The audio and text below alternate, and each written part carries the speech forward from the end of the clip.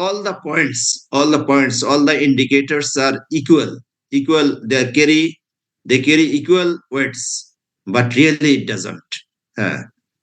It doesn't. আমি কি বুঝাইতে পারছি? একজন বলো কথাটা কি বলছি। স্যার এখানে যতগুলো ইন্ডিকেটর আমরা লিস্ট করতেছি এগুলা সবগুলা হচ্ছে equal importance or weight carry করে, যদিও ইন রিয়ালিটি যেমন এখানে বলা হয়েছে যে has published a great deal, এটা কিন্তু স্টুডেন্টদের কাছে অত বেশি ইম্পর্টেন্ট নাও হতে পারে টু স্টুডেন্টস এর অ্যাটিটিউড টুয়ার্ডস দ্য টিচার, কিন্তু এটাকে যেহেতু এই স্কেলে আমরা ইনক্লুড করেছি তাই এটাকে আমরা অ্যাজিউম করছি এটা সেম ইম্পর্টেন্স। যে একজন টিচার সে কয়টা পেপার পাবলিশ করছে, তার কি পরিমাণ ডিগ্রি আছে, ধরো অনেকগুলো 100 পেপার সাবমিট পাবলিশ করছে, তার পিএইচডি ডিগ্রি আছে একাধিক, হ্যাঁ, পোস্ট ডক্টরাল আছে, অনেক কিছু আছে অনেক, কিন্তু ক্লাসে এসে সে সাবজেক্ট ভালো পড়াইতে পারে না। তোমরা কি তাকে কি অ্যাওয়ার্ড দিবে? তোমাদের বা তোমাদের একটা ছাত্র কি তাকে কি পজিটিভ অ্যাওয়ার্ড দিবে? তাকে তার প্রতি অ্যাটিটিউড কি পজিটিভ হবে? হ্যাঁ, আর তার ডিগ্রি ওরকম তোমরা জানো না, তার পাবলিকেশন অত বেশি নাই, ডিগ্রি ওরকম, কিন্তু সে পড়াইতে পারে ভালো, you feel very good in his teaching, তাহলে কোনটা বেশি ওয়েট দিবা? টিচিংটাকে ওয়েট দিবা।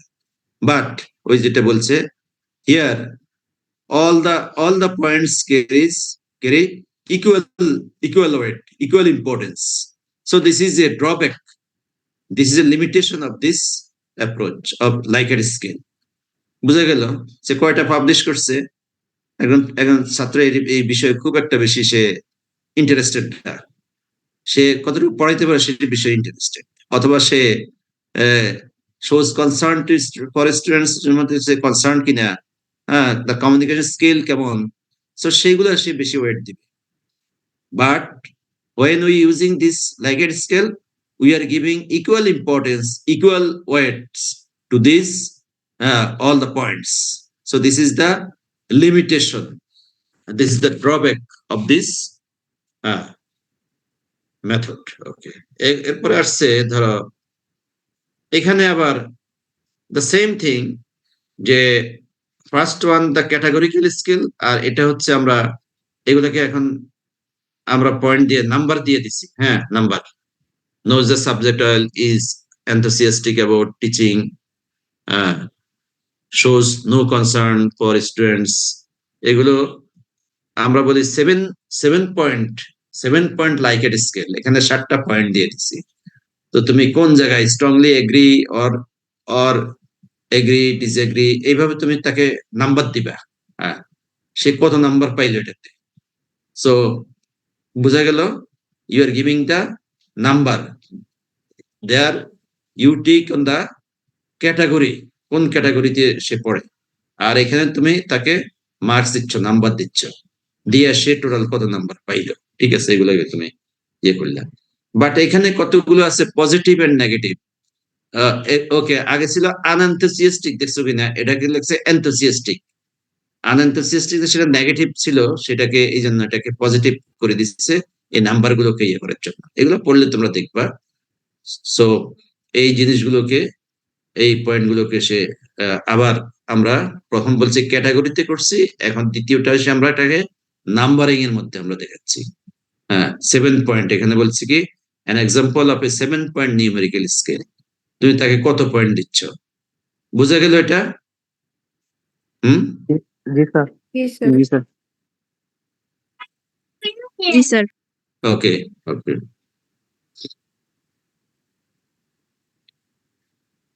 Consideration in constructing a Likert scale, এই লাইকেট স্কেলটা ব্যবহার করাতে তুমি দেখবা যে there are some points are positive, some points are negative, some points are neutral.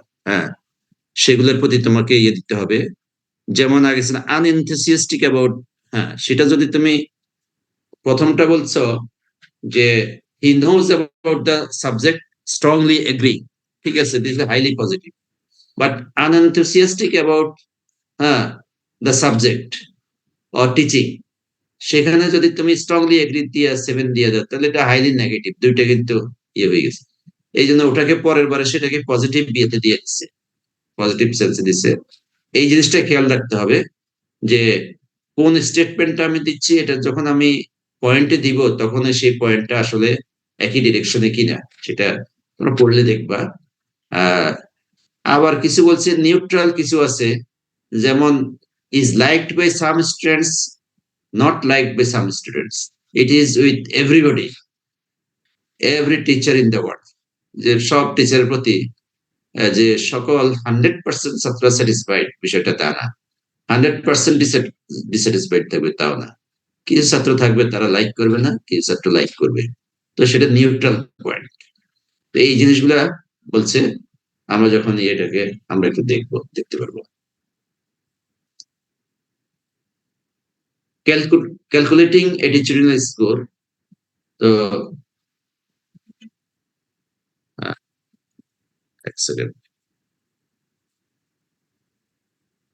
হ্যাঁ স্যার একটা ক্লাসে ওই যে অনলাইন ক্লাস দিচ্ছি বাসা থেকে। হ্যাঁ, হ্যাঁ, ওকে ওকে, শেষ হবে 12:30, দেরি আছে। তো এখানে এই যে দেখো, আবার এখানে এইভাবে আনছি স্ট্রংলি এগ্রি, এগ্রি, তারপরে কি আনসার্টেন, ডিসএগ্রি, স্ট্রংলি ডিসএগ্রি, সেইভাবে আবার ইয়ে করে আনছে। এনে knows about the subject, it is plus, is unenthusiastic about the teaching, minus, negative, shows concern for students plus, makes unreasonable demand minus, has poor communication skill minus। একজন এবার বলে এগুলা কেন প্লাস মাইনাস দেওয়া হয়েছে? স্যার প্লাস গুলা positive indicate করছে আর minus গুলা নেগেটিভ। তো তোমার আর এগুলো বলো। আর প্লাস মাইনাস যেটা, এটা হচ্ছে কি neutral. is liked by some students, not by others। এটা এটা আসলে নিউট্রাল, এই পয়েন্টটা থাকলেও চলে না থাকলেও চলে, এটাতে কিছু যায় আসে না। হ্যাঁ, এটা তেমন কিছু যায় আসে না, জাস্ট এখানে একটা ইয়ে দিচ্ছে, সেই জন্য এটা নিয়ে আসছে আমাদেরকে বোঝার জন্য, ইট ইজ নিউট্রাল। এটা পজিটিভ নেগেটিভ কোনোটাই বোঝায় না। হ্যাঁ, বা দুইটাই হতে পারে।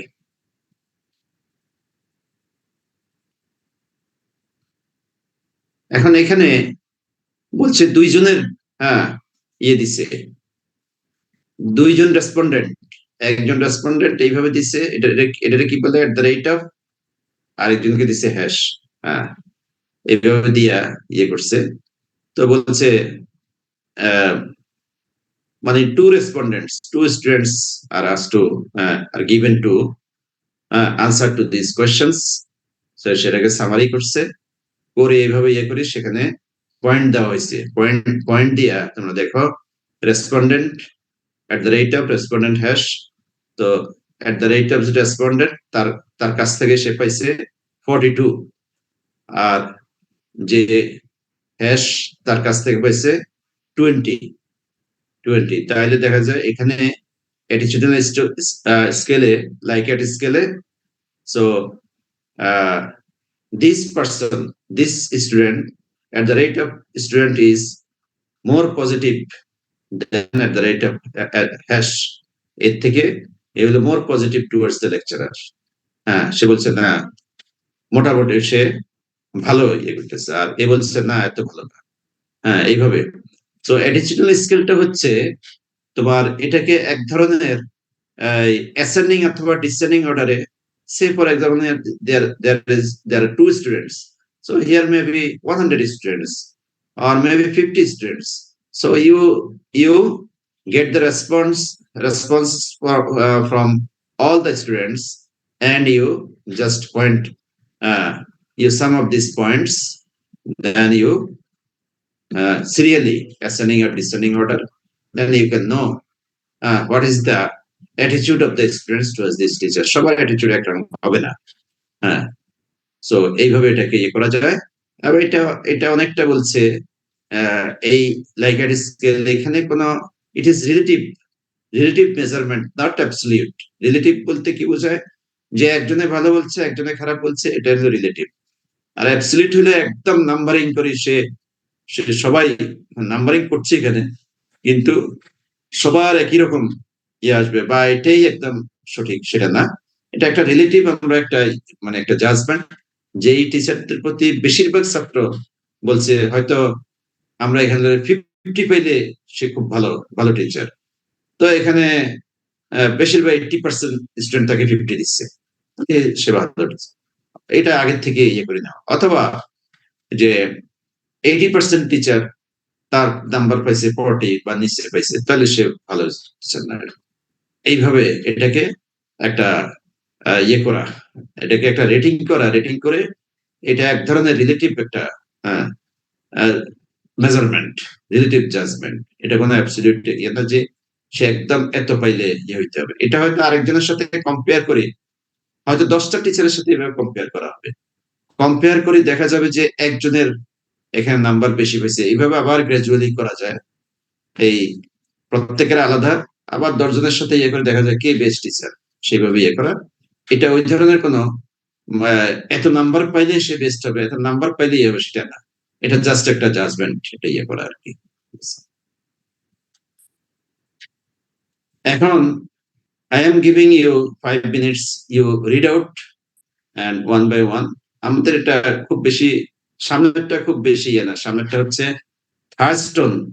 থার্ড স্টোনটা হচ্ছে ওখানে, সেটা পরে, ওটা 1 মিনিট লাগবে, 1-2 মিনিট লাগবে বাকি দুইটা ইয়ে করতে। আমরা এটাই অ্যাটিটিউডের স্কেলে আমরা লাইক এড স্কেলটাই বেশি ব্যবহার করি।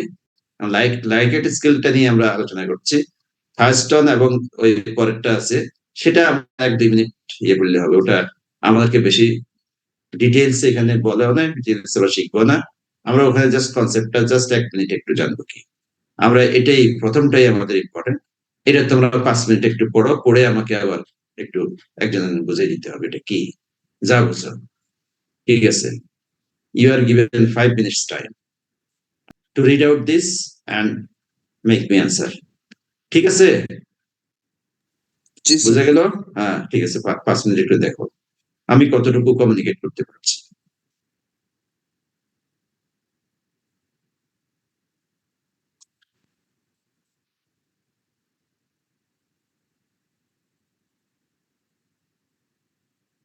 persons তার ফিলিংস কিরকম ওই স্পেসিফিক টপিকটার উপরে, মানে basically it is use to measure the intensity of a person's feeling about something. For example আমি যদি বলি স্যার, এটা বেসিক্যালি 5টা স্পেসিফিক জিনিসের উপরে দিয়ে আমরা মেজার করতে পারি। যে কোনো একটা স্পেসিফিক বিষয়ের উপরে আমি যদি একটা অবজার্ভ করতে চাই, আমি যখন স্যার একটা আমরা যে এর আগে এটা দেখছি স্যার, আমরা যখন ডাটা কালেক্ট করি, তো ডাটা কালেকশন আমরা কোশ্চেনারি যে আমরা মানে প্রাইমারি একটা সোর্স ইউজ করে, যেটা হলো কোশ্চেনারিজ। কোশ্চেনারিজ এর মধ্যে ওপেন এন্ডেড ছিল, একটা ক্লোজ এন্ডেড।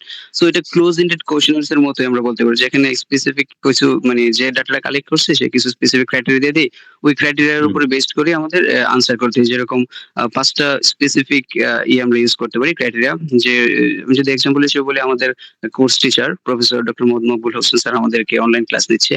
আমাদের সিআররা কি করলো, এই ক্লাস মানে স্যারের ক্লাসের পারফরমেন্সটা স্টুডেন্টরা তাদের মানে কিরকম তারা রেসপন্স করছে ওইটার উপরে তারা তারা একটা মানে পুল ক্রিয়েট করলো। এখানের মধ্যে তারা দিল 5টা specific criteria, like strongly agri কিনা স্যারের ক্লাসটা, স্যার আমাদেরকে মানে ফ্রুটফুল ক্লাসে নিতে পারতেছে কিনা, ওইটা স্ট্রংলি এগ্রি কিনা, জাস্ট এগ্রি কিনা, নিউট্রাল, আর ডিসএগ্রি অথবা স্ট্রংলি ডিসএগ্রি। সো ওই পারফরমেন্সের উপরে বেসড করে স্টুডেন্টরা আনসার দিল। যখন স্টুডেন্টরা যে যারা বেশি মানে বেশি পুল যদি পড়ে স্ট্রংলি এগ্রির মধ্যে, দ্যাট মিনস আমাদের professor doctor Mohammad Maqbool sir আমাদেরকে মানে ক্লাসটা খুব ভালো নিতে পারতেছে এবং স্টুডেন্টরা স্যারের প্রতি satisfied.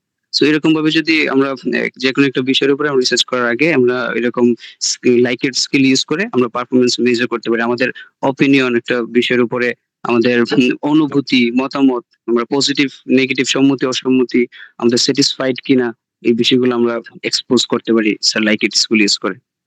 Thank you Saidur Rahman. হ্যাঁ, আরেকজন একটু বলো, আরেকটা এক্সাম্পল দিয়ে বলতে পারো। এটা তো আমাদের একটা ফ্যামিলিয়ার এক্সাম্পল দিয়েছে বইতে, আমরা আরেকটা এক্সাম্পল দিয়ে আবার ইয়ে করতে পারি। আরেকজন একটু বলো। হ্যাঁ স্যার, যেমন একটা কোম্পানি যদি এমপ্লয়ি জব স্যাটিসফ্যাকশনের কথা চিন্তা করে to improve their work place condition, তখন হচ্ছে তাদের এইচআর টিম ডিসাইড করবে যে 5 পয়েন্টের লাইকের স্কেল সার্ভে। তারা হচ্ছে করবে কি, হুম, একটা ওয়ার্ক এনভায়রনমেন্ট সিলেক্ট করবে যে my work environment is comfortable নাকি I feel safe at my work place, তারপর salary and benefits, work life balance, এই ক্রাইটেরিয়ার উপরে তারা হচ্ছে রেসপন্স অপশনস চুজ করবে, যেখানে আমরা পাঁচটা দেখেছি, যেমন স্ট্রংলি ডিসএগ্রি, ডিসএগ্রি, অথবা নিউট্রাল এগ্রি, স্ট্রংলি এগ্রি, এগুলা থাকবে যার উপর ভিত্তি করে তারা হচ্ছে কালেক্ট মানে রেসপন্স গুলো কালেক্ট করবে। যেমন ওয়ার্ক প্লেস এনভায়রনমেন্ট যদি কমফোর্টেবল হয় তাহলে 4-এর দিকে যাবে, I feel safe at work তাহলে ওটা 5-এ যাবে। তারপরে তারা হচ্ছে কি করবে, এই ডেটা গুলোকে স্কোর করে দেন অ্যাভারেজে নিয়ে যাবে। তারপর তারা ইন্টারপ্রিটেশন করবে যে আসলে জব স্যাটিসফ্যাকশনটা কি লেভেলের নাকি, এগুলোর উপর ভিত্তি করে তারা হচ্ছে তাদের ইনসাইট গুলো অ্যানালাইজ করবে যে তাদের ওয়ার্ক এনভায়রনমেন্টটা ভেরি পজিটিভ কিনা, স্যালারি এন্ড বেনিফিটস ইমপ্রুভমেন্টের দরকার আছে কিনা, ওয়ার্ক লাইফ ব্যালেন্সটা কি অ্যাভারেজ নাকি এর থেকে ভালো। তারপর এইচআর টিম এইটার মধ্যে জানতে পারবে যে এমপ্লয়ি তাদের ওয়ার্ক এনভায়রনমেন্ট নিয়ে কতটা স্যাটিসফাইড, তাদের স্যালারি নিয়ে কতটা হ্যাপি আছে, আর তাদের স্ট্রেস লেভেলটা কি মডারেটলি হাই নাকি লো। এভাবে ওকে। সো তুমি job স্যাটিসফ্যাকশনে what are the points you may find out to assess the job satisfaction? কি কি জিনিসটা ধরতে পারো সেখানে বলবো। আবার জব স্যাটিসফ্যাকশন যেমন আমরা বলতে পারি salary, is he satisfied with the salary, is he satisfied with the environment, with the boss, G treatment of the boss, or future achievement, future improvement, or এই সব কিছু, whether he is interested to the job। তো আমরা এই ধরনের অনেকগুলো আমরা indicator আমরা ডেভেলপ করতে পারি। সো এনি আদার পার্সন, আরেকজন বলো, তাহলে আমরা এটা ইয়ে করে দিব। স্যার যেমন আমরা যে অনলাইনে ক্লাস করছি, অনলাইনে ক্লাসের প্রতি মানুষের অ্যাটিটিউডটা কেমন, যে online class is more effective, এটা হইতে পারে। এটার জন্য বিভিন্ন ধরনের আইটেম হতে পারে, যে আমি ক্লাসটা রেকর্ড করে দেখতে পাচ্ছি, এটা একটা আইটেম যেটার প্রতি কেউ স্ট্রংলি অ্যাগ্রি অথবা ডিসঅ্যাগ্রি।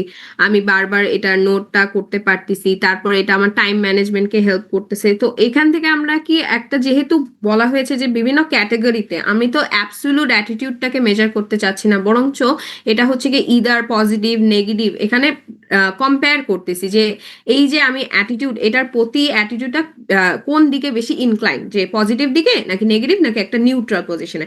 যেমন অনলাইনের ক্লাসের প্রতি যদি সবাই স্ট্রংলি অ্যাগ্রির কারণে হচ্ছে কি পজিটিভ রেসপন্সটা বেশি আসে, তখন আমি ওখান থেকে ইন্টারপ্রেট করতে পারছি যে অনলাইন ক্লাসটা বেশি এফেক্টিভ হচ্ছে।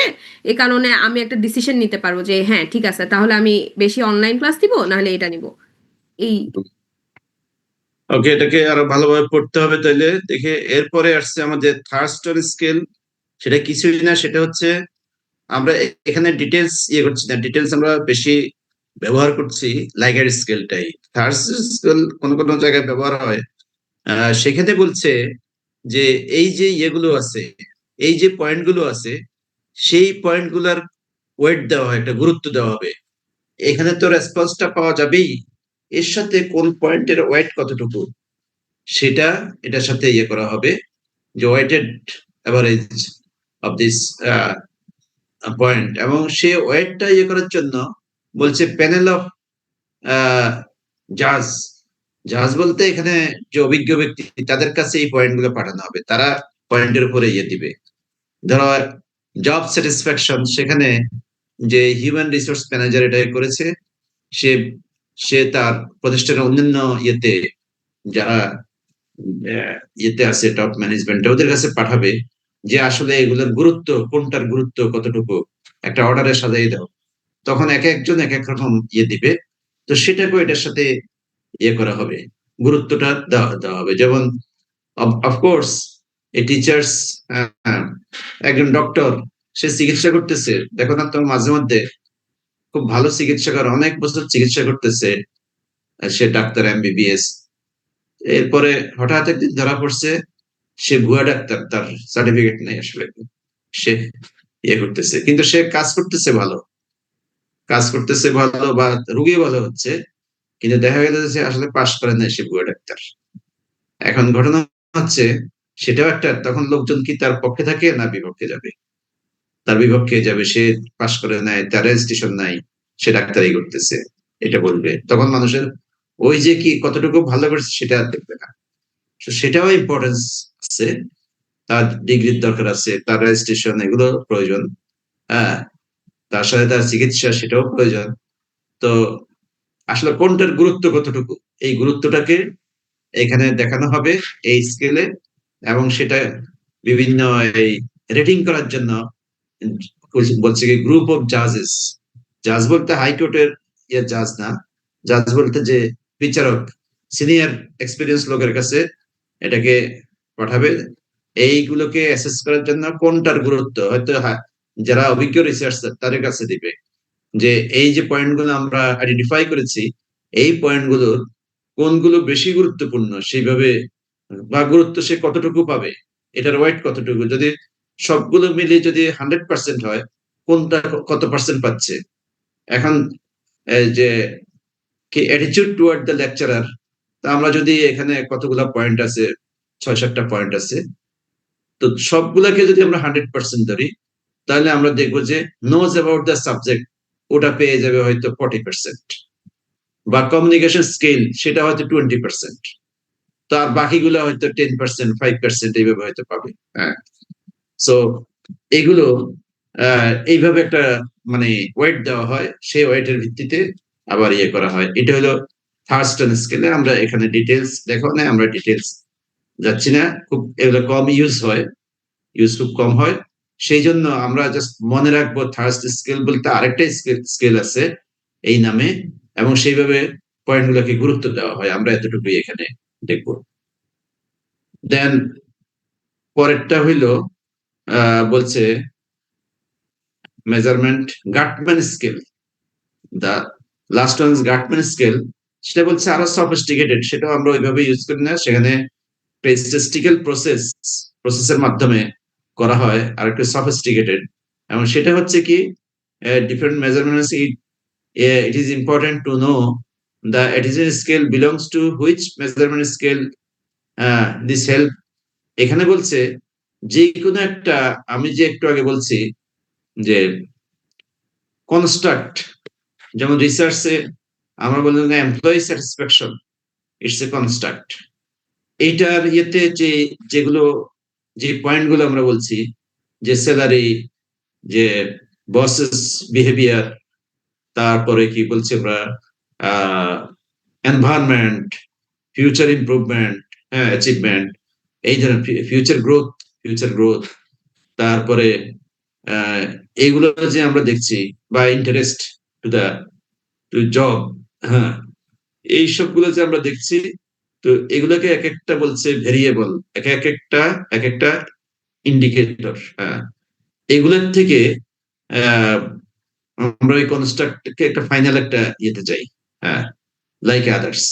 কিন্তু সেগুলো বলছে হাইলি স্ট্যাটিস্টিক্যাল প্রসেস ইউজ করা হয় যে এগুলোকে অ্যাসেস করার জন্য। হ্যাঁ, যে এই ইয়েতে এটার নাম কি গাটম্যান স্কেলে। তো সেটা আমাদের রিসার্চে ওইভাবে আমরা ইয়ে করি না, খুব কম ক্ষেত্রে এগুলো আসে। তো তোমরা এগুলোর এই যে প্রথমটা যে কি বলছে লাইকেট স্কেলটাই ভালোভাবে দেখবে, এবং নিজে, আমি যদি পরীক্ষাতে আসে ওই বইয়ের এক্সাম্পল না দিয়া নিজের একটা এক্সাম্পল দিয়ে ইয়ে করতে হবে, সে ভালো ইয়ে করবে। তোমরা নিজেরাই, আমি একবার সব সাবজেক্টে অ্যাসাইনমেন্ট না দিয়া, অ্যাসাইনমেন্ট দিতে দিতে তোমরা ইয়ে হয়ে যাবা, কিন্তু আমি বলছি তোমরা নিজেরা একটা ইয়ে করবা, যে আমরা এখানে দুইটা, একটা এক্সাম্পল বইতে আছে, আরেকটা এক্সাম্পল তোমরা বলছো হ্যাঁ একটু আগে, তো তোমরা আরো নিজে এক্সাম্পল ইয়ে করে সেখান থেকে লাইকেট স্কিল কিভাবে করে এটা একটু ইয়ে করে দেখবা। হ্যাঁ, পড়াশোনা। আর এখানে তো আছে, আর বাকিগুলো জাস্ট কনসেপ্টটা জেনে রাখলেই হবে। হ্যাঁ, তো আমি আবার তোমাদেরকে 5 মিনিট ব্রেক দিচ্ছি, আমি পরের ইয়েতে যাব। এখানে এগুলো চ্যাপ্টার না, চ্যাপ্টার লিখছে but it is a topic, ছোট ছোট টপিক কে সে ইয়ে করছে। আমি পরের ইয়েটা আমি আলোচনা করব, ভ্যালিডিটি এন্ড রিলায়েবিলিটি, এটাগুলো আগেও বলছি। এই পরের এতে 5 মিনিট ব্রেক দিয়ে আবার আলোচনা করবো আমি। ঠিক আছে, বুঝা গেল? জি স্যার। হ্যাঁ, পরের টপিকটা আলোচনা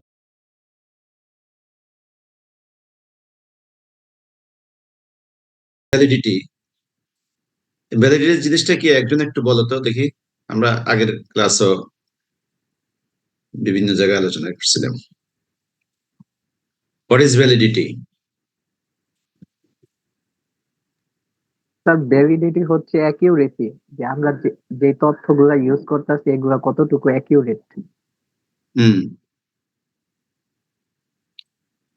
যে ভ্যালিডিটি হচ্ছে কি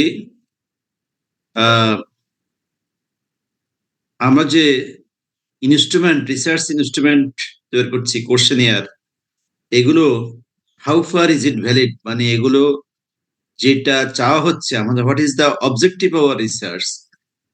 so this questionnaires, sets of questionnaire, and also maybe instrument, these are meeting the objective of the research. For example, আমি যদি বলি একজন ডক্টর যে বিভিন্ন প্যাথোলজিক্যাল টেস্ট দেয়, তোমাদের ক্লাসে হেমাটোলজি টেস্ট, এই যে রক্তের অনেক ধরনের ডাইমেনশন আছে যেটা ডাক্তারাই জানে, আমরা জানি না ওইভাবে, অনেক ডাইমেনশন আছে। তখন তার মনে হইলো যে এই ডাইমেনশনে এই দু একটা বিষয় টেস্ট করার দরকার, তখন সে ওখানে টিক চিহ্ন দিয়ে দিবে, পেশেন্ট সেখানে এটা পরীক্ষা করে নিয়ে যাবে, কিন্তু সে অন্যগুলো দিবে না, তার যেটা দরকার সেটা দিচ্ছে। What is the objective? তার অবজেক্টিভ হইলো এই রোগটা নির্ণয় করা, এখানে তার সন্দেহ হয়েছে, এই রোগটা নির্ণয় করবে, এবং সে এই জিনিসটা পরীক্ষা করার জন্য দিচ্ছে প্যাথোলজিক্যাল টেস্ট, এবং সেটাই যদি করে থাকে এটাকে আমরা বলছি valid, this is validity. But first you determine the objective of the research. Then according to objective, you set the questionnaire, or questionnaire na bole amra, generally it is research instrument. You made up the instrument to collect your data. So this instrument really fulfills the objective of this specific research. So to identify this, it is called validity test. একটা research instrument যদি questionnaire real life ফিল্ডে যাওয়ার আগে এটা একটা validity test করা হয়। এটা আসলে এই কোশ্চেনিয়ারটা আমরা ডাটা প্রসেসিং এ যাব গেলে এই অবজেক্টিভটা, আমাদের অবজেক্টিভটা ফুলফিল হবে কিনা, ঠিক আছে, তাহলে যদি এটা ঠিক আছে তাহলে এটা ভ্যালিড, নাহলে আবার আমরা এটাকে রিসাফল করব। So the concept of validity, এটা কি বলছে, validity is defined as the degree to which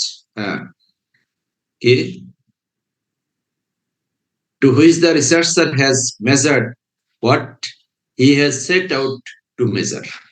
যেটা মেজার করতে চাইতেছে সেটাই যদি এই তোমার রিসার্চ ইনস্ট্রুমেন্ট সেটাই যদি মেজার করে, তাহলে এটাই বলছে ভ্যালিডিটি।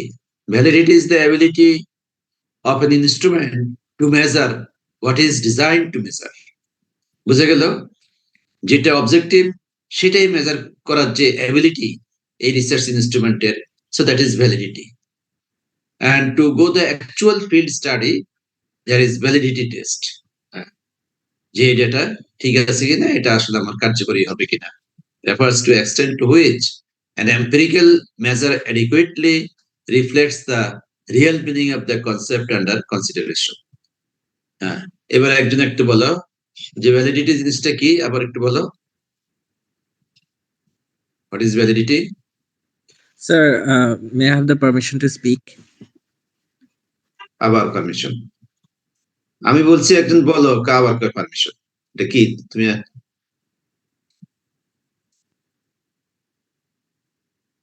তুমি কি বলতে চাইছো সাইমন, আবার বলো।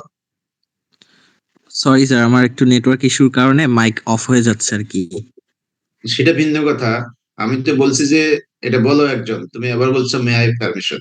পারমিশন দেওয়া হয়েছে, তোমরা যে কথা বলবা টপিকের উপরে, আমি তাদের রোল নম্বর গুলো রাখতেছি, তারা ভালো ইয়ে পাবে। যারা চুপচাপ থাকবে এই ক্লাসে, শুধু ইয়ে করে আছে, মনে করো আমি একটা অ্যাটেন্ডেন্স দিলাম, একটা অ্যাটেন্ডেন্স দিয়ে বসে থাকলাম ইয়ে করে,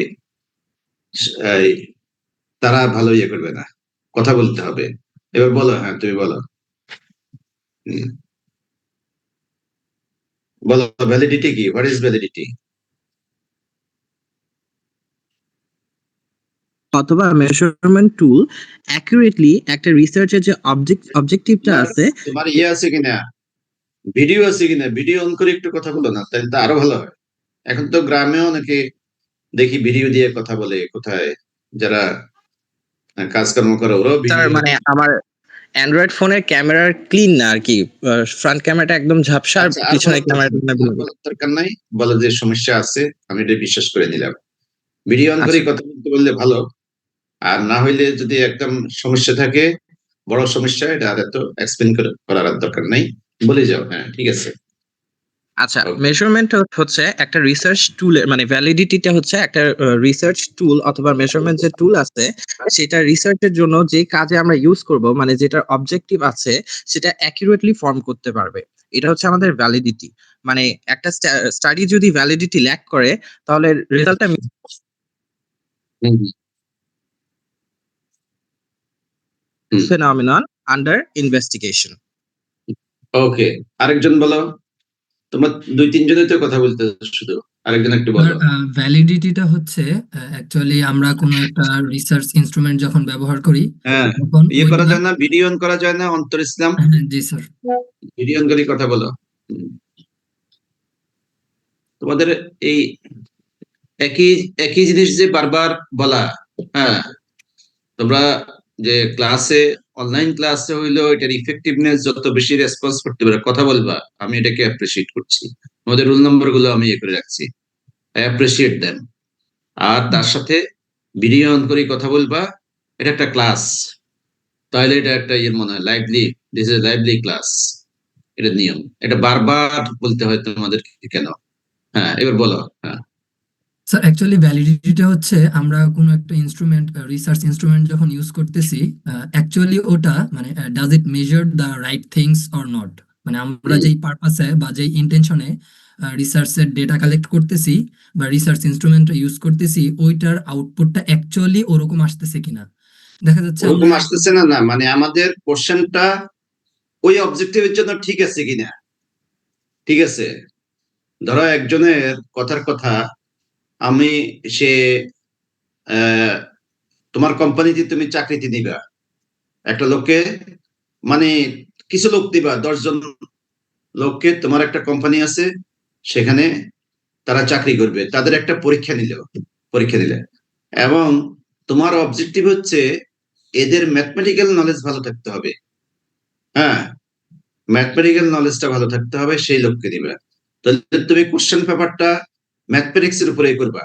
হ্যাঁ, অন্য কিছুর উপর তার নলেজ থাকলে ইয়ে হবে না, জিওগ্রাফি, হিস্ট্রি না, তুমি ম্যাথমেটিক্সটা চাইতেছো। সো তোমার কোশ্চেনটা আসলে সে ম্যাথমেটিক্সটা কভার করে কিনা, তোমার অবজেক্টিভটা ফুলফিল করে কিনা। সো দ্যাট ইজ, এই কোশ্চেনের যে এই এবিলিটিটা আছে, এটাকে আমরা বলছি validity. It is valid question. কথা বোঝা গেল? জি হ্যাঁ, স্যার, জি স্যার। হ্যাঁ। তুমি একজন ইংলিশ স্পোকেন কেমন, বা English command in English language তার কেমন, তুমি তার উপরে একটা পরীক্ষা দিচ্ছ। তার ভালো ইংলিশ কমিউনিকেশন ভালো থাকতে হবে, রাইটিং, রিডিং, লিসনিং স্কিলটা ভালো থাকতে হবে, তার উপরে পরীক্ষা দিবে।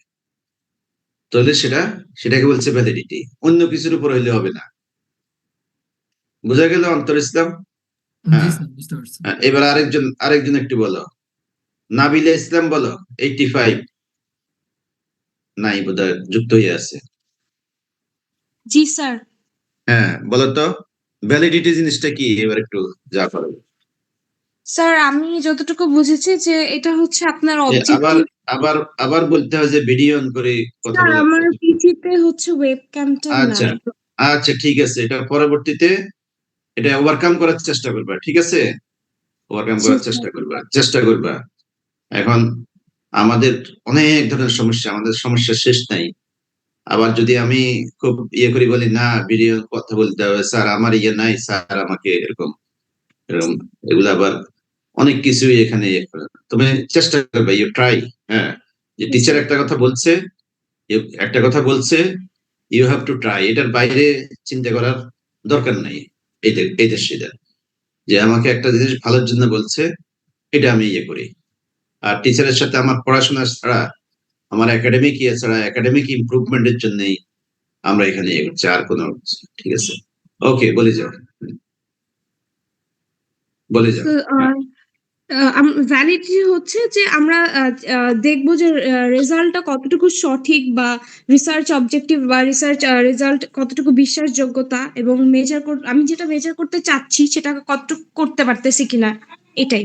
আমি এতটুকুই বুঝেছি স্যার। হুম, আরেকজন বলো, সীমান্ত নাকি একজন আছে, সমান নাকি, আরেকজন বলো, হ্যাঁ, হুম, আরেকজন বলো। স্যার ভ্যালিডিটি ভ্যালিডিটি হচ্ছে স্যার আমরা যে টুলটা ইউজ করতেছি সেটার অ্যাকুরেসি অফ দ্য টুল, আমরা যে রিসার্চে আমাদের যে অবজেক্টিভ, সেই অবজেক্টিভটা আমাদের পেতে হলে মানে অর্জন করতে হলে আমাদের যে টুলটা আমরা ব্যবহার করছি সেটা কতটা অ্যাকুরেটলি আমার অবজেক্টিভ অ্যাচিভ করতে আমাকে হেল্প করছে, এইটাই। Okay, so this is validity. Validity is the ability of the research instrument to fulfill the objective of research. আমার in my language, যে আমি যে ইনস্ট্রুমেন্টটা বিল্ড আপ করেছি এটা আমার যে রিসার্চের যে অবজেক্টিভ সেটা ফুলফিল করছে কিনা, আমি সেটা টেস্ট করব, সেই অ্যাবিলিটি আছে কিনা এটাকে আমার হচ্ছে validity. So types of validity in quantitative research, যে 3 টাইপস অফ ভ্যালিডিটি, একটাকে বলছে কি face and content validity, concurrent and predictive validity, and construct validity. 3 types of validity. So what is face and content validity? যে face and okay, one is face validity. Face validity is simple, যে আমরা যে ডেফিনিশনে যেটা বলছিলাম, যে the judgment that an instrument is measuring what is supposed to is primarily based upon the logical link between the questions and the objectives of the study. আমরা প্রথমে বলেছিলাম ওই এটা ফেস ভ্যালিডিটি হইলো ওইটাই, আমরা যেটা ভ্যালিডিটির যে রিয়েল যে কনসেপ্টটা সেটাই ফেস ভ্যালিডিটি। যে ফার্স্ট আমরা একটা রিসার্চের টাইটেল করি, এরপরে basic question, research question build up করি, তা রিসার্চ কোশ্চেন বিল্ড আপ করার পরে আমরা কি অবজেক্টিভস ডিটারমাইন করি, এই অবজেক্টিভের সাথে মিল করে আমরা কোশ্চেনিয়ার বিল্ড আপ করি। এই কোশ্চেনিয়ারটা বলছে অবজেক্টিভস এর সাথে এর সাথে মিল আছে কিনা, দ্যাট ইজ ফেস ভ্যালিডিটি। ওই যেটা আমরা বেসিক কনসেপ্টটা যেটা বলছি সেটাই আসলে ফেস ভ্যালিডিটি, হ্যাঁ, যেটা আসলে আমাদের অবজেক্টিভকে ফুলফিল করছে কিনা। আর কন্টেন্ট ভ্যালিডিটিটা হচ্ছে যে এটার কন্টেন্টটা, যে আমরা যে questionnaire range of questions, is it enough to determine to have our objective, to fulfill our objective, এটা এনাফ কিনা। আমি একটা এক্সাম্পল দিয়েছি যে ওই একজন তার একটা প্রতিষ্ঠানে লোক দেওয়া হবে, যে এমপ্লয়ি নেওয়া হবে যাদের ম্যাথমেটিক্স এর যাদের নলেজ ভালো আছে। তুমি একটা ম্যাথমেটিক্স এর কোশ্চেন করছো, enough but not enough, you have to see whether all the aspects of mathematics covered it. যে এমন একটা কোশ্চেন করছো যে ম্যাথমেটিক্স এর যে জিনিসগুলো তুমি জানতে চাইছো সবগুলো এটা কভার করছে কোশ্চেনটা, হ্যাঁ, তাহলে সেটা হচ্ছে কন্টেন্ট ভ্যালিডিটি। এটার কন্টেন্টটা কতটুকু বোঝা গেল, যে তুমি একটা ইনস্ট্রুমেন্ট তৈরি করছো, সেখানে যা যা দরকার প্রয়োজনীয় সবগুলোই পাচ্ছ। একজন রেসপন্ডেন্ট সম্পর্কে, বা একজন রেসপন্ডেন্ট যেসব জিনিস মানে তোমার এই রিসার্চের জন্য যেসব আনসার গুলা দরকার সবগুলো কোশ্চেনে ওই ইনস্ট্রুমেন্টে আছে।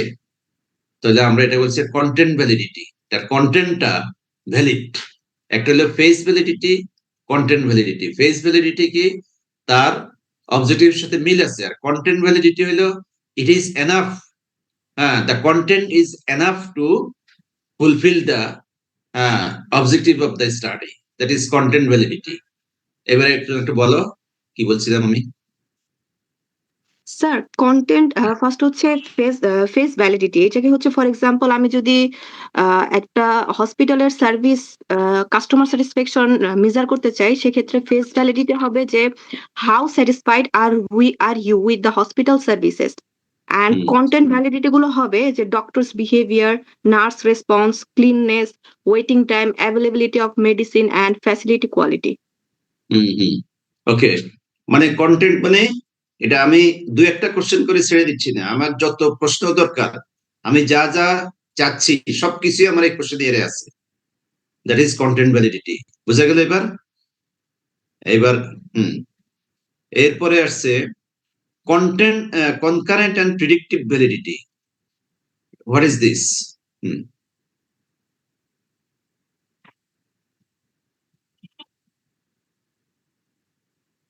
কনকারেন্ট অ্যান্ড প্রিডিক্টিভ ভ্যালিডিটি, যে প্রিডিক্টিভ ভ্যালিডিটি, প্রথমে প্রিডিক্টিভ ভ্যালিডিটি হচ্ছে কি এই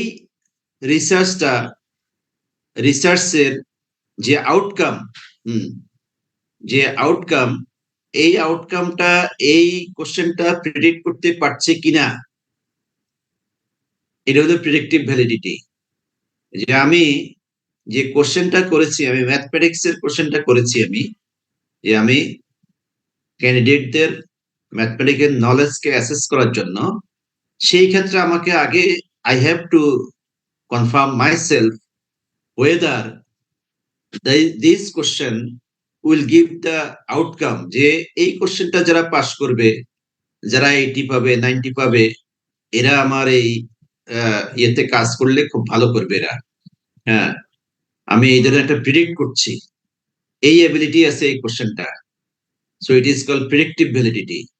মোর specifically I want to have some opinion, have some findings on a topic. So this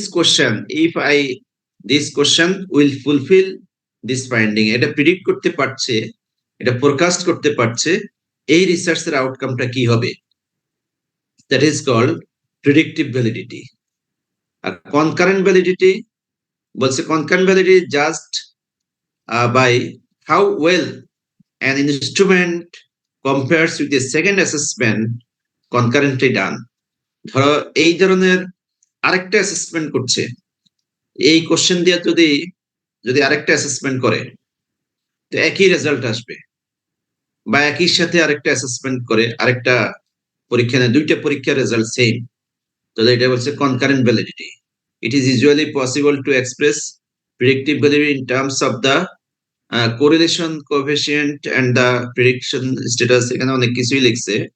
concurrent validity হলো ধরো আরেকটা অ্যাসেসমেন্ট করছে, করে দেখা যাচ্ছে সেম রেজাল্ট আসছে, তাহলে আমার কোশ্চেনই একটা ভ্যালিড। প্রথম একবার হয়তো ওকে একই পরীক্ষার হলে যে কোশ্চেন দিয়ে একবার একটা পরীক্ষা নিচ্ছে, এরপর ওই কোশ্চেন দিয়ে আরেকটা পরীক্ষা নিল, একই রেজাল্ট আসতেছে, এটা হচ্ছে কনকারেন্ট ভ্যালিডিটি। হ্যাঁ, তবে এটার অসুবিধাও আছে, যে আগে কোশ্চেনটা তো জেনে গিয়ে পরে আবার সে ইয়ে করছে। তো যাই হোক, এটাকে বলছে প্রথমটার বেশি important, face and content validity, আর predictive and concurrent validity. Concurrently আরেকটা একই সময়ে আরেকটা অ্যাসেসমেন্ট করছে, দুইটা সেম, সো এটা হচ্ছে কনকারেন্ট ভ্যালিডিটি। আরেকটা হচ্ছে construct validity. What is construct validity? যে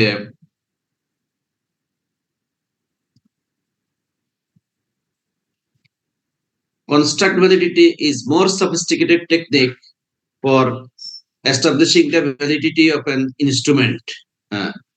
It is based upon statistical procedures. It is determined by ascertaining the contribution of each construct to the total variance observed in a phenomenon. এটা একটু বলছে এই construct ভ্যালিডিটিটা হইলো যে questionnaire গুলো, ওগুলোকে কি এগুলো স্ট্যাটিস্টিক্যাল প্রসিডিউর ইউজ করে এগুলো ইয়ে কিনা, এগুলো অবজেক্টিভের সাথে এগুলোর মিল আছে কিনা। বলছে এটা আরো সফিস্টিকেটেড, এই জন্য সফিস্টিকেটেড বলি এখানে ইয়ে করছে, আমাদেরকে আর এবার সামনে ইয়ে করে নাই, যে it is more sophisticated and use of statistical techniques is involved here to ascertain whether the questionnaire is valid. Construct কথাটার অর্থ আমি আগেও বলছি গত ইয়ার চ্যাপ্টারে যে আমাদের রিসার্চ একটা কনসেপ্ট দ্যাট ইজ কনস্ট্রাক্ট, এবং এটার কতগুলো ইয়ে থাকবে ইন্ডিকেটর এটার অ্যাসেস করার জন্য। সেই ইন্ডিকেটর গুলো এখানে স্ট্যাটিস্টিক্যাল প্রসেস ইউজ করে এটা ভ্যালিডিটি টেস্ট করা হচ্ছে, এটা কনস্ট্রাক্ট ভ্যালিডিটি। আমরা প্রথম এটা যেভাবে আছে আমরা এতটুকুই আমরা ইয়েতে রাখি। আর প্রথম দুইটা আমাদের কনসেপচুয়ালি জানা হইল যে কনসেপ্ট কিনা face and content validity, directive and concurrent validity. আর কনস্ট্রাক্ট ভ্যালিডিটি হলে বলছে use of statistical tool to use the validity of the instrument, that is construct validity. এটাই আমরা মনে রাখবো। How reliable is an instrument, how unreliable it is. তাহলে আমরা ভ্যালিডিটির মূল কনসেপ্ট হচ্ছে কি, যে ভ্যালিডিটির মূল কনসেপ্টটা হচ্ছে যে আমাদের কোশ্চেন, হ্যাঁ, আমাদের কোশ্চেনিয়ারটা আমাদের অবজেক্টিভটার সাথে মিল আছে কিনা, সেটাই ভ্যালিডিটি। হ্যাঁ, এবার একজন একটু বলো খুব সিম্পল টার্মে হোয়াট ইজ ভ্যালিডিটি। তাহলে আমরা বাকিটা তোমরা ওই বই পড়ে নিবা, বইতেই আছে। মোস্ট সিম্পল টার্মে ভ্যালিডিটি জিনিসটা কি এবার বলো।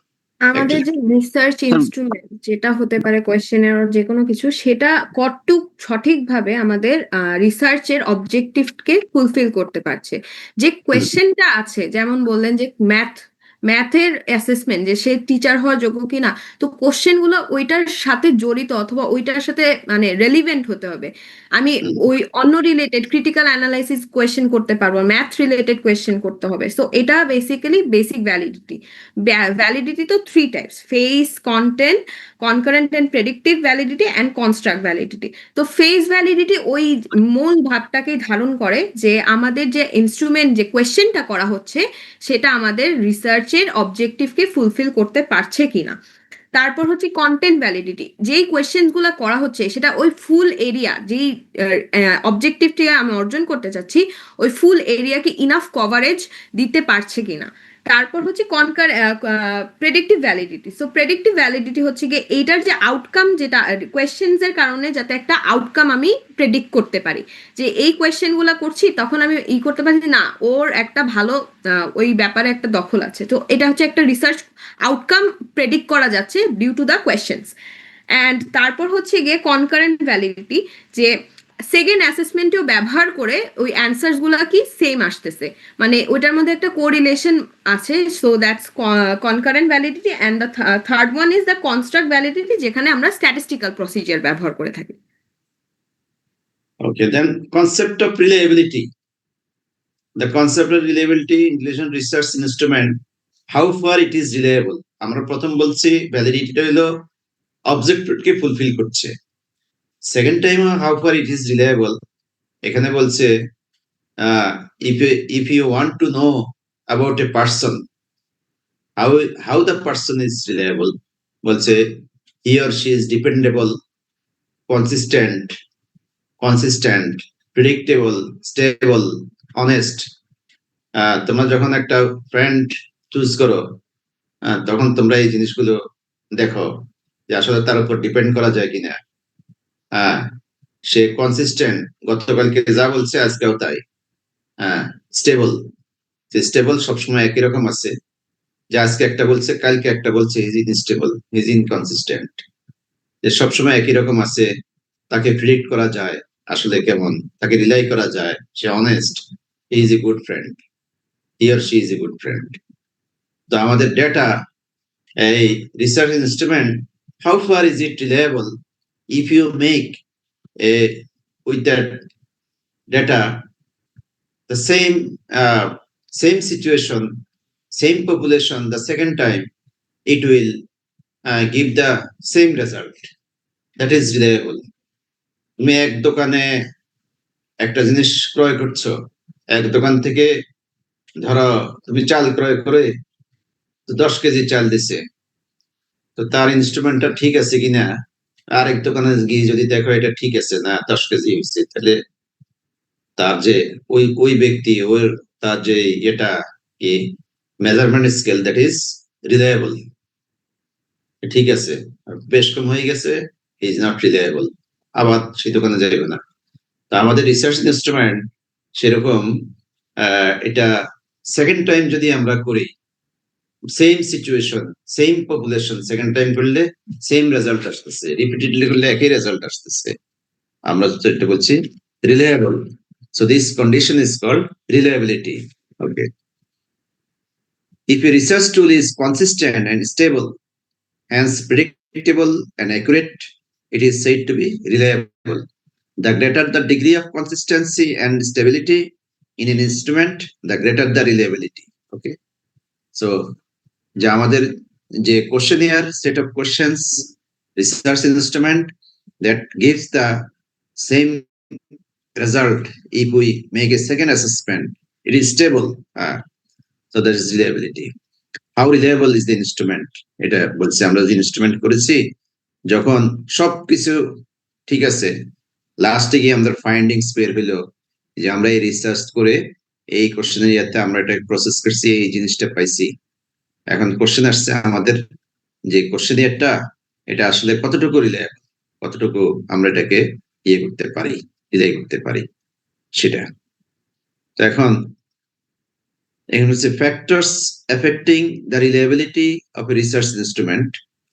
তো factors, the wording of questions, কোশ্চেনের যে ওয়ার্ড গুলো কেমন, ambiguous, a slight ambiguity in the wording of questions or statements can affect the reliability of a research instrument as respondents may interpret the questions differently. ঠিক আছে, তো এরকম তোমার wording গুলো কেমন, এই ওয়ার্ডিং এর উপরে এক এক ধরনের লোক এক এক ধরনের আনসার দিয়ে দিতে পারে। ফিজিক্যাল সেটিং যে কি বলছে, কোন অবস্থায় আছে তুমি একজন, ধরো তুমি টেলিফোনে একজনের সাথে কথা বলতেছ, তো আর ফিজিক্যালি যখন খুব ইম্পর্টেন্ট কোনো কিছু আমরা আসলে ফেস টু ফেস কথা বলি, আমরা একটু দেখা করি কথা বলছি, কারণ আমি টেলিফোন করতেছি, এখন সে হাঁটা অবস্থায় আছে না সে শোয়া অবস্থায় আছে, বস কিভাবে আছে আমি জানি না, তার কোন সেট আপে সে আছে। তো এটাই বলছে physical setting. the change in the physical setting time of the repeat interview, এখানে এই সেটিংটা এটার উপর নির্ভর করছে রিলায়েবিলিটি। the respondent's mood, সে কোন মুডে আছে, কোন মোডে আছে, আমরা ওই যে টেলিফোনে কথা বলছি মোডটা আমরা বুঝি না, কিন্তু আমরা ফেস টু ফেস মোডটা আমরা বুঝি।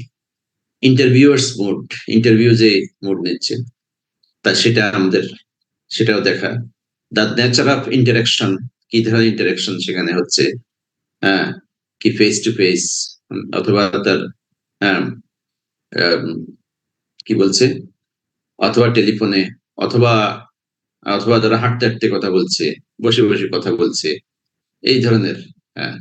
Regression, the regression effect of an ইনস্ট্রুমেন্টের কোনো এক সময় হাইলি পজিটিভ, হাইলি পজিটিভ ছিল এখন হাইলি নেগেটিভ, অথবা হাইলি নেগেটিভ ছিল হাইলি পজিটিভ, এই জিনিসগুলো হচ্ছে রিগ্রেশন। তো এগুলোর একটা ইনস্ট্রুমেন্টের রিলায়েবিলিটিকে এফেক্ট করে। আমরা সেকেন্ড টাইম রিপিটেডলি যখন আবার করতে যাব তখন সেটা সেম রেজাল্ট আসবে কিনা সেটা নির্ভর করছে আমাদের এই ফ্যাক্টর গুলোর উপরে। তো so this factors are affecting the reliability. এখন বলছে methods of determining the reliability of an instrument. এটা কিছু না, এখানে বলছে এক্সটার্নাল কন্টিনজেন্সি, মানে রিলায়েবিলিটি কতটুকু, টেস্ট রিটেস্ট, এবার টেস্ট করবে আবার রিটেস্ট করবে, টেস্ট করতে হবে একবার করে আবার এগুলো দিয়ে সেকেন্ড টাইম রিটেস্ট করবে, কিন্তু এটার সুবিধাও আছে অসুবিধাও আছে, সেটাও এখানে লেখা আছে, তোমরা এগুলো পড়ে নিবা। Parallel forms of the same test, একই সাথে প্যারালালি তোমার দুইটা টেস্ট করা হবে এক রুমে বসে একই সেট একই ইয়েতে একটা কোশ্চেনিয়ার করবে, আবার আরেকটা রুমে আরেকটা সেটকে এই কোশ্চেনিয়ারটা দিবে, এই দুইটার ইয়েটা কেমন আসে প্যারালালি করবে। এগুলো তোমরা বাকিগুলো তোমরা এই ভ্যালিডিটি রিলায়েবিলিটি এগুলো তোমরা একটু এগুলো দেখলে বুঝবা। আমি খুব বেশি যাচ্ছি না, খুব সহজভাবে লেখা আছে, আমি কনসেপ্টটা ইয়ে করছি, এগুলো তোমরা দেখে নিবা, ঠিক আছে? তাহলে আজকে এগুলো আমরা চ্যাপ্টার হিসেবে এখানে দিছে, বাট নট চ্যাপ্টার, এগুলো একটা টপিক। হ্যাঁ, আমরা আজকে যে যদি সাম আপ করি, আমরা কি কি দেখলাম? প্রথম ইয়েতে কি দেখলাম? অ্যাটিটিউডাল স্কেল। অ্যাটিটিউডাল স্কেলে সেখানে যে লাইক স্কেলটাই ভেরি ইম্পর্টেন্ট, সেটা তোমরা কেমনে কেমনে ইয়ে করে সেটা একটু দেখবে ভালোভাবে, কিভাবে ক্যালকুলেশন করছে। এগুলো খুব ক্লাসে যে একদম হাইলি ম্যাথমেটিক্স বুঝাবো সেরকম না, আমি তোমাকে ধরাই দিলাম, তোমরা নিজেরা আবার পড়লে বুঝবা। লাইক স্কেল, আর বাকিটা একটা নামটা জানলে, কনসেপ্ট আমরা জানলে হবে। হ্যাঁ, গার্টম্যান, থার্স্টন, এগুলো নামটা জানলে হবে। আর সেকেন্ডলি আমরা এখানে বলছি validity, what is validity, what is, এটা আরো কয়েকবার আমাদের ইয়েতে আসছে। আমরা আগে যে আলোচনা করছি চ্যাপ্টার গুলোতে, সেখানে ভ্যালিডিটি লেভেলের কথা বারবার আসছে। সো কতটুকু ভ্যালিডিটি কি, হ্যাঁ, কত প্রকার, বা রিলায়েবিলিটি কি, কোন কোন ফ্যাক্টর গুলো ইয়ে করছে, এই জিনিসগুলো তোমরা এগুলো তোমরা নিজেরা দেখবা। আর আমি যে তোমাদের ইয়ের কথা বলছি, কি বলে, টার্ম পেপারটা তোমরা করতে থাকো। এটা যখন খুলবে তখন দিলেই হবে, এখন কখন খুলবে বা কখন আমি ঠিক জানি না। হ্যাঁ, 6 তারিখ পর্যন্ত বলছে বন্ধ, তারপরেরটা কি হবে এখনো ডিসাইড হয় নাই। যখন ইউনিভার্সিটি খুলবে, তোমরা হলে টলে আসবে বা সব স্বাভাবিক হবে, তখন তোমরা এটা দিলে হবে। এখন তোমরা করতে থাকো। আর আমার যে কোশ্চেনিয়ার কয়েকজন পাঠাইছো কিন্তু 4-5 জন পাঠাইছো, আমি রাত্রে দেখছিলাম, এগুলো একদম তোমরা ইন্টারনেট থেকে করে দিচ্ছ আমার মনে হয়, স্টিরিওটাইপ। নিজেরা একটু ভালো করে দেখো, এগুলো একটু মডিফাই করে দিতে পারো কিনা, বা যেভাবে হোক পাঠাই দিবা যে কোশ্চেনিয়ার। আর এই চ্যাপ্টারে এসে যে তোমার আমি বলছি যে লাইকেট স্কেল কিভাবে করে, তোমরা নিজেরা বিভিন্ন অন্য এক্সাম্পল নিয়ে নিজেরা করে সেটা করার চেষ্টা করবে, ঠিক আছে? আর আমার অনলাইন ক্লাসে সবচেয়ে ভালো হলো যারা কথা বলে না, কিছু লোক আছে রিস্ক দেয় না, কথা বলে না, চুপচাপ ওই যুক্ত হয়ে থাকে, এরকম সংখ্যাই বেশি। আর কথা বলে অল্প কয়েকজন, জানা আজকে বলছে 2, 4, 6, 7 জন কথা বলছে। হ্যাঁ, so have you any question till now? একজন আমাকে বলছিল কালকে পাঠাচ্ছে, টার্ম পেপার নিয়ে কথা বলবে, রিসার্চ প্রপোজাল, এই কথা বলবা কেউ? বলতে পারো।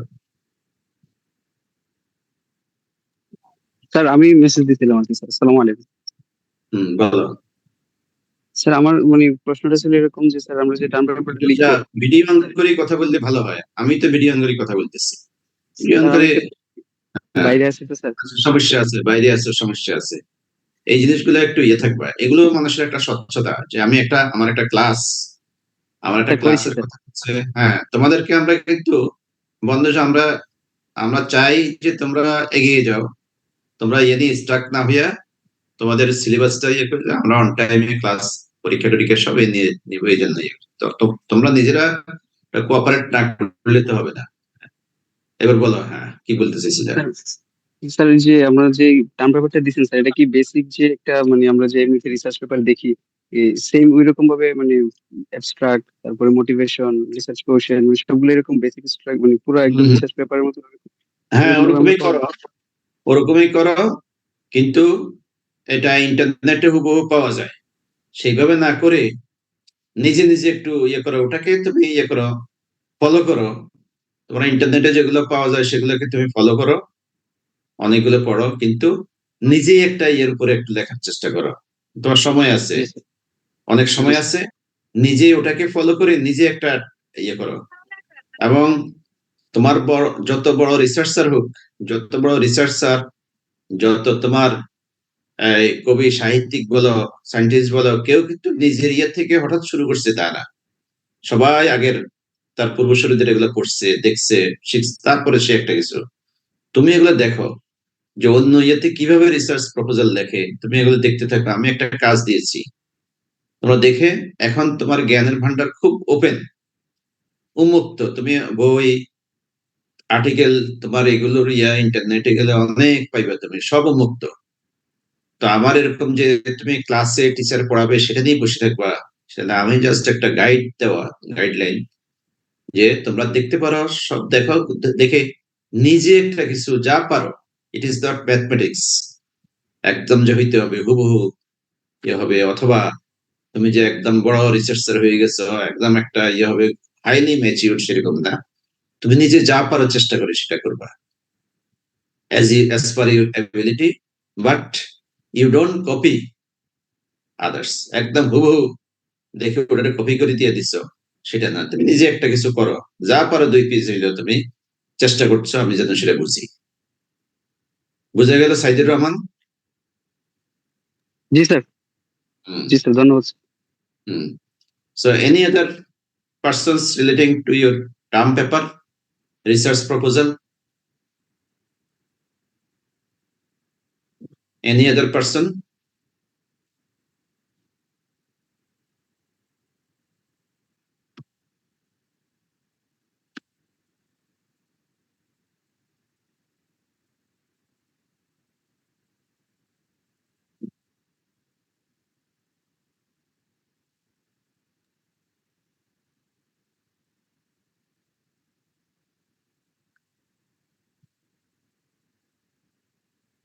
তো তোমাদের ক্লাসের ছাত্র কয়জন? হুম, স্যার টোটাল হচ্ছে 97 এর মতো। 96 100? না স্যার, স্যার জাস্ট 96 97 97 ওকে, তো সবাই তো ইয়ে থাকতেছে না দেখি, সবাই তো থাকতেছে না।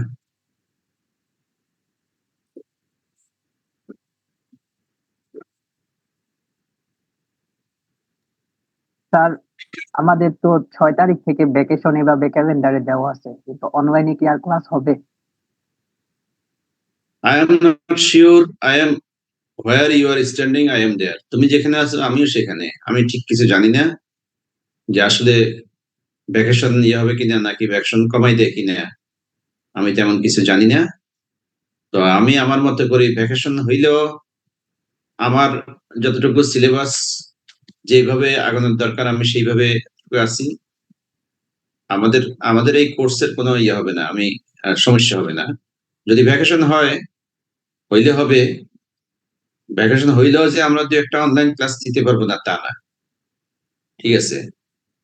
আর ভ্যাকেশন না থাকলেও তো অনেক সময় ক্লাস ইয়ে হয়। তো আমি ঠিক এখন জানি না আসলে কি হবে, হয়তো সিদ্ধান্ত দিবে ইউনিভার্সিটি। হ্যাঁ, ভ্যাকেশনটা কমাই দেয় কিনা, অথবা কি থাকলেও থাকতে পারে, দেখা যাক কি হয়। আমার সাথে কমিউনিকেশন তো আছেই। বুঝা গেল? তোমরা যারা টিচারের আগে যাওয়ার দরকার নাই, টিচার যেগুলো ইয়ে করছে, আমি যে চ্যাপ্টার গুলো বা যে টপিক টাস্ক করছি, তোমরা এগুলোই দেখতে থাকো, ঠিক আছে? দেখতে থাকো।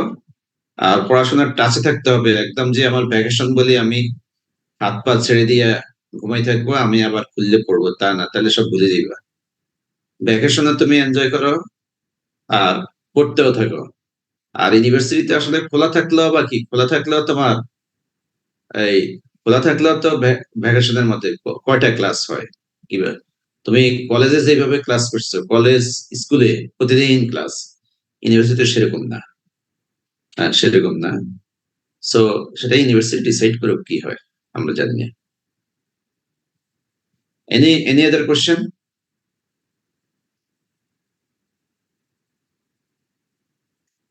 Okay, thank you. Thank you. আমি এখানে শেষ করে দিচ্ছি। Sir attendance